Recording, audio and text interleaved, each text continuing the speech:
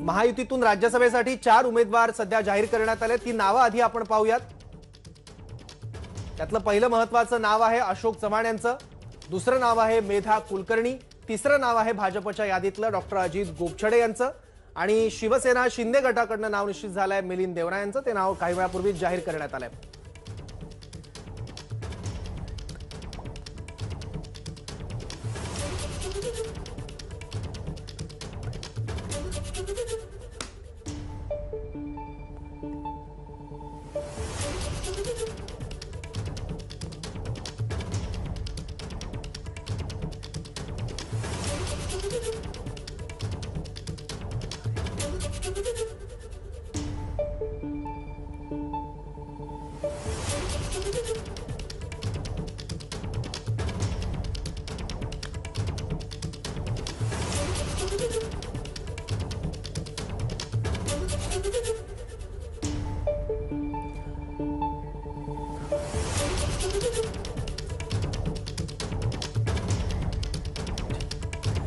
आणि याबद्दल आणखी माहिती घेऊयात। सरिता कौशिक आता आपल्या सोबत आहेत। सरिता मॅम, जी नावं आता बाहेर येत आहेत या यादीमधून जी निश्चित झालेली आहे, जाहीर करण्यात आली आहे, त्यातून काय संदेश देण्याचा प्रयत्न होतोय? नक्कीच सौरभ, खरं तर या यादीकडे भाजपानं काय साध्य केलं हे या दृष्टिकोनातून सुद्धा बघणं अत्यंत महत्त्वाचं आहे आणि त्यासाठी सध्याची भाजपाची जी परिस्थिती होती ती सुद्धा आपण लक्षात घेतली पाहिजे।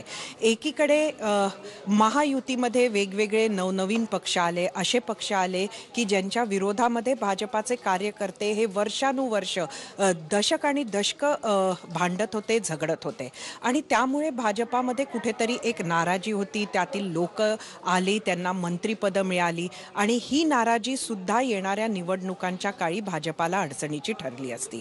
दुसरीकडे थेट परत एकदा ज्याला आपण इनकमिंग म्हणत होतो, फ्री इनकमिंग, त्या पद्धतीनं परत एकदा अशोक चव्हाण आले आणि त्यातनं सुद्धा भाजपामध्ये एक अस्वस्थता होती।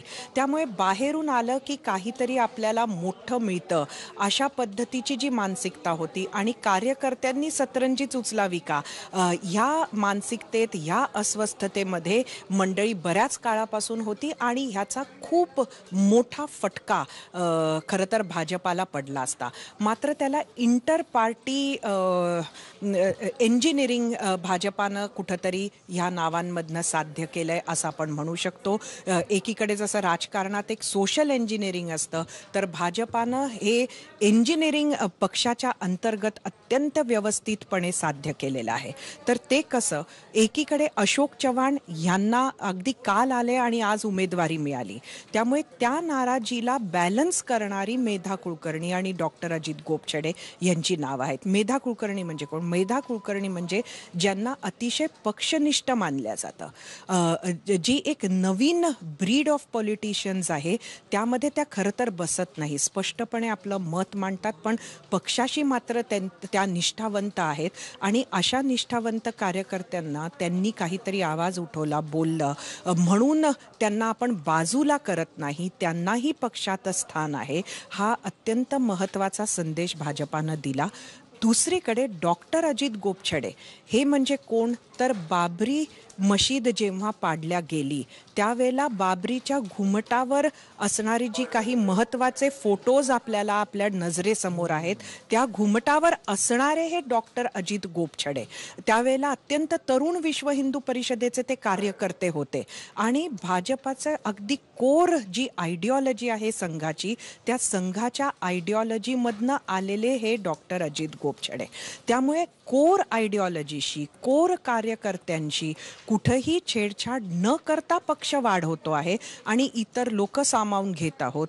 कुठंतरी दुधात पाणी न टाकता दुधात साखर टाकतो आहे, अशा पद्धतीचा संदेश भाजपानं साध्य केलेला आहे आणि त्यात ही निवडणूक हिंदुत्वाचा जो संपूर्ण एक मोठा प्लॅंक आहे तो लढताना डॉक्टर अजित गोपछडे यांचं नाव अत्यंत महत्त्वाचं ठरू शकतं। त्यामुळे बऱ्याच गोष्टी ह्या फक्त 3 नावांमधनं भाजपानं साध्य केलेल्या आहेत। सौरभ, बरोबर, खूप महत्त्वाचं विश्लेषण आहे। भाजप नेते आमदार प्रवीण दरेकर सुद्धा आता आपल्यासोबत कनेक्ट झालेले आहेत। प्रवीण दरेकरजी, भाजपची ही जी यादी जाहीर झालेली आहे त्या नावांबद्दलचं विश्लेषण आता सुरू होतं। तुम्हाला प्रश्न विचारतील एबीपी माझाच्या संपादिका सरिता कौशिक। प्रवीणजी, काय सांगाल? ही 3 नावं आलेली आहेत आणि ज्याला आपण एक सोशल इंजिनिअरिंग म्हणतो त्याच पद्धतीचं एक इंटर पार्टी इंजिनिअरिंग आपण साध्य केलेलं आहे. मला वाटतं सरिता अतिशय उत्तम आणि समर्पक असं विश्लेषण आपलं मी या ठिकाणी ऐकलं.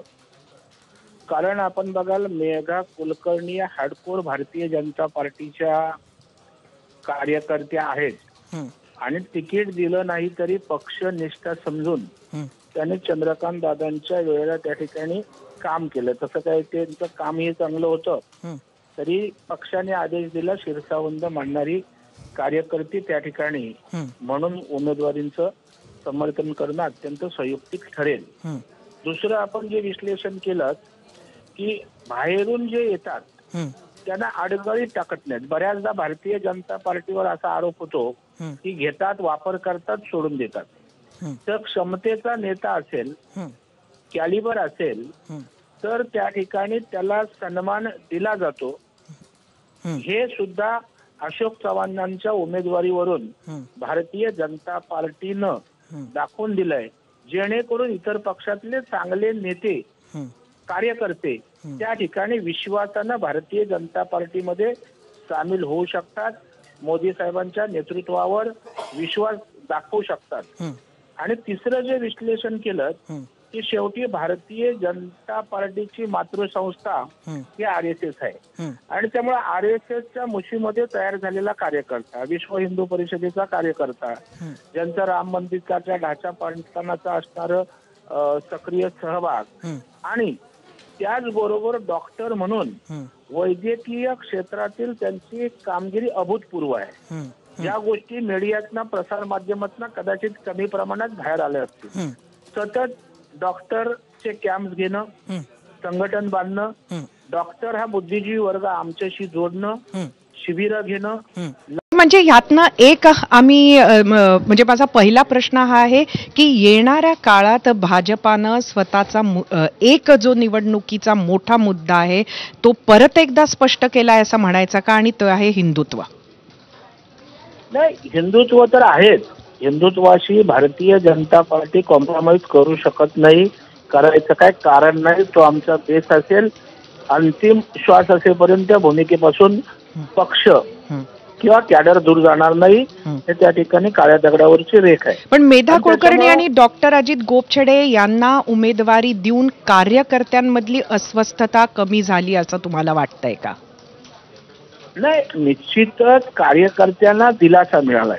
हं, एक लक्षात घ्या, भारतीय जनता पार्टीचा कार्यकर्ता एखाद्या निर्णयावरून थोडा बहुत नाराज होऊ शकतो, हं, पण अस्वस्थ होणार नाही. हं, याचं कारण एक हिंदुत्वाची विचारधारा, विकासाचं राजकारण, हं, एका वेगळ्या मुशीत हं, धाटणीत तयार झालेला तो कार्यकर्ता आहे. हं, आणि त्याच्यामुळे मोदी साहेबांचं वादातीत नेतृत्व, महाराष्ट्रात देवेंद्रजींचं नेतृत्व, याच्यामुळे तो निष्ठेनं आणि चौकटीत काम करणारा कार्यकर्ता आहे. हं, पण त्यांच्या मनाला उभारी देणारा हा निर्णय आहे हं, मेघा कुलकर्णी, अजित गोपछडेंचा. हं, नंतर अशोक चव्हाणांचा निर्णय झाल्यावर आपण बोलताय त्याप्रमाणे हं, मनुष्य स्वभाव नाराजी होऊ शकते, हं, परंतु ते बॅलन्स करण्याचं अत्यंत ललिया काम हं, आमच्या भाजपच्या वरिष्ठ नेतृत्वानं केल्याचं हं. अत्यंत स्पष्टपणे या ठिकाणी दिसतंय.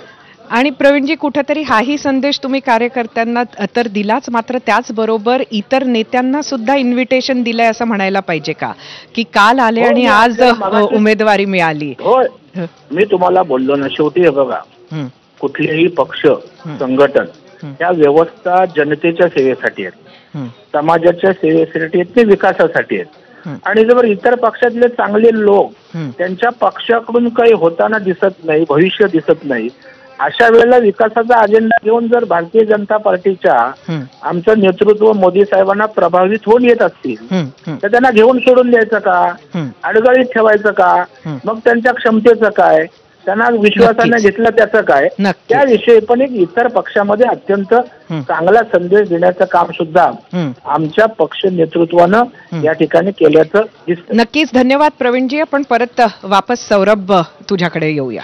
बरोबर, अतिशय महत्वाची ही प्रतिक्रिया होती आणि त्याचबरोबर भाजपचे जे कोर कार्यकर्ते आहेत त्यांनी सुद्धा समाधान व्यक्त केल्याची भावना आता दरेकरांनी व्यक्त